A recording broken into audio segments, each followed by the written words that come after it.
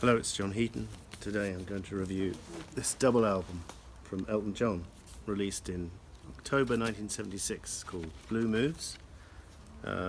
Studio-wise, it was the follow-up to Rock of the Westies, and uses the same band as that album.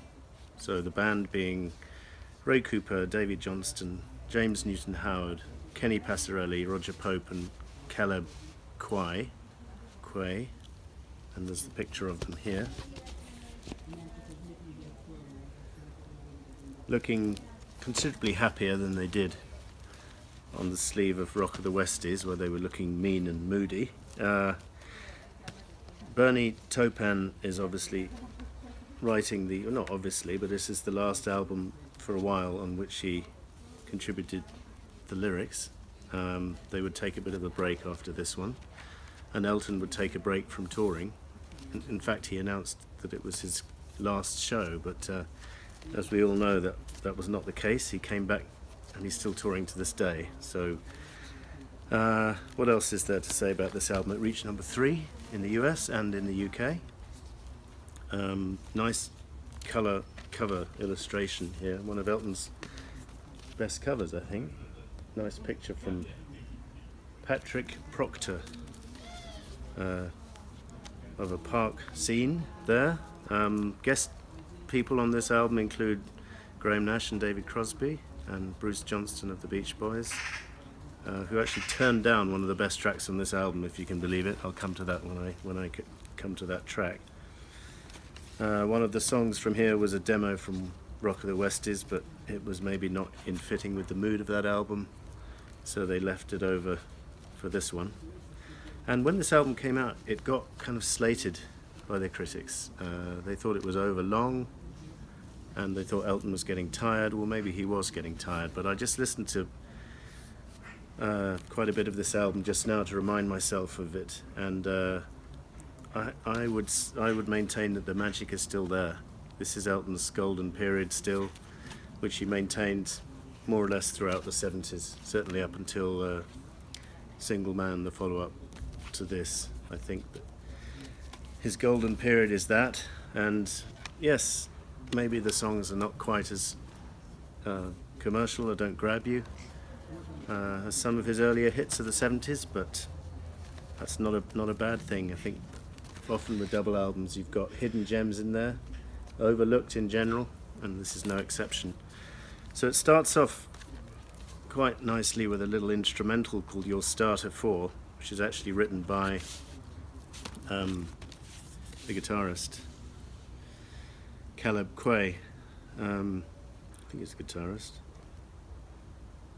Yeah, one of the guitarists, which is interesting because it's a keyboard number, so I'm not quite sure if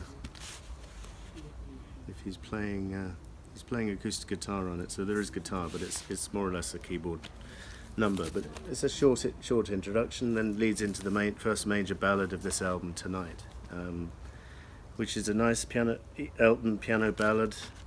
It maybe is a little bit over syrupy, and doesn't have that great drum entry like other ballads have, like Someone Saved My Life Tonight. So it's a little bit one-dimensional,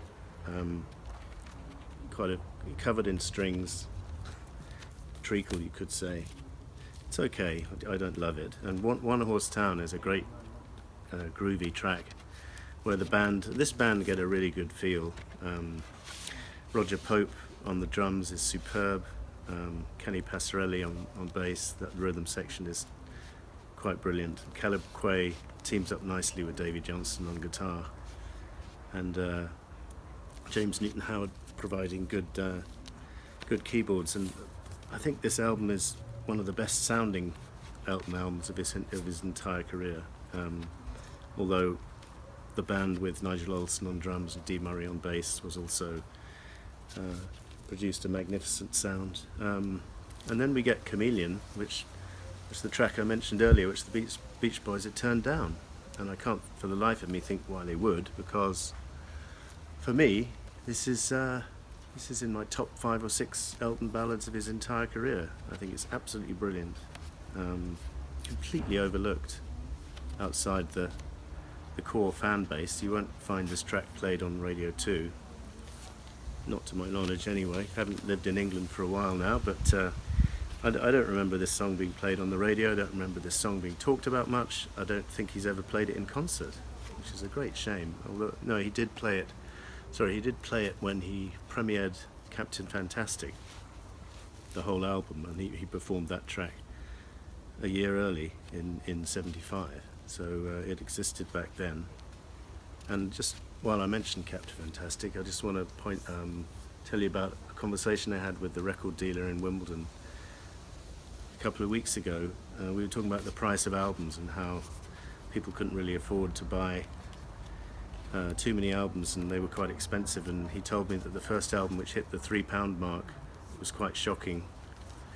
And that was in 1975. And can you guess which album that was, which took albums above the price of £3 for the first time? And the answer is Captain Fantastic and the Brown Dirt Cowboy. Possibly because of all the goodies you get inside, so that maybe justifies the price. It's very lavish packaging, but anyway, this review is not about that album, just thought I'd mention that.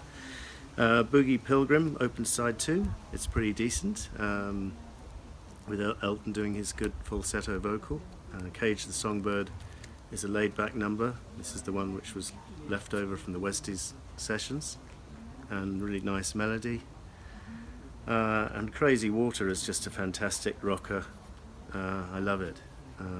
Great keyboards from James Newton Howard, and this is a top-notch number, and again not often talked about. Should have probably made Greatest Hits Volume 2 in my opinion. Although, you know, we can always disagree about what should go on a Greatest Hits or not. Shoulder Holster was actually, can you believe it, left off the first CD pressing of this album, as was Where's the Shiraz and The Wide-Eyed and Laughing. I think they were all left off. I can't think why, because Where's Shoulder Holster is a brilliant song. I just listened to it just now, and again, great feel from Roger Pope on the drums and Kenny on the bass. Outstanding. Side 3 opens with the hit single from this album, Sorry, seems to be the hardest word, which did make it onto the Greatest Hits and was a huge hit, deservedly so. It's heartbreaking, but it succeeds because it's got a better tune than Tonight. They're similar in style, and it's quite heartbreaking. I'm not sure if it's autobiographical or not. Bernie Taupin could tell us maybe, but it's a great song, one of Elton's best. Out of the Blue is an instrumental, and it's quite nice. It's apparently used as a theme tune for a while for the Top Gear TV program. And then the next song, Between 17 and 20, is probably my favourite track on the album. I think it's absolutely brilliant. I really do. The groove they get, the melody, the way Elton sings it, the band. It's just a brilliant song and completely overlooked outside. You know, big Elton John fans would know this, but your casual fan wouldn't. This is a shame. I think it's a great song. Wide-Eyed and Laughing has got harmony vocals from Crosby and Nash, among others, and is quite nice. Not the best track on the album. Someone's Final Song is a very nice ballad, in the tradition, in the Elton John tradition, you know, just piano and vocal. Again, maybe missing that kind of drum entry and guitar solo or something in the middle. So, but I enjoyed listening to this just now. It was better than I remembered. Where's the Shiraz? Open side 4, and on side 4 we've got 2 tracks where the Cornerstone Institutional Baptist and Southern Californian Community Choir, directed by Reverend James Cleveland, contribute backing vocals, and they do a really nice track job on this one. It's a strong track, and again, not very well known. If There's a God in Heaven, it's quite a serious lyric from Taupin about if there's a God in heaven, what's he waiting for? All these people going off to war, and he thinks God is leading his lambs to the slaughterhouse, not the promised land. So quite a serious topic. Again, not a well-known track, but quite enjoyable. And Idle, I was trying to find out who this song is about, because it's about someone who used to be good and perhaps isn't so good anymore. And this album came out in '76, so it could have been about Elvis Presley, or again, I suppose any of those '50s heroes who didn't quite have it anymore by this stage. Maybe if someone would like to mention it in the comments, if they know who this is about. It's a nice song, very bluesy. And then the theme from a non-existent TV series is a kind of filler bit of instrumental, and then we end up with a finale of Bite Your Lip, Get Up and Dance, again with the contribution from the Baptist choir. And I would love to have been present at the original session for this, because it sounds like they had an absolute blast. Elton's opening it with superb vocal and piano, and then within a couple of minutes the choir are just joining him on the chorus, which goes on maybe a tad too long, but play it loud and bite your lip, get up and dance. That's what it says. And worse ways to listen to that track than dancing around the room, I suppose, although I didn't do that just now, by the way, but it's certainly invigorating as a listen, and there's some quite intricate backing vocals and string arrangements going on that track. As on quite a few other songs on the album, it's well produced. It didn't deserve to be slated. As you know, if you watch my channel, I enjoy double albums. Decent cover, and not quite the end of Elton's golden age, but getting towards it, which makes it a little bit sad in the fact that we wouldn't have too many other gems from Elton going forward, but a few.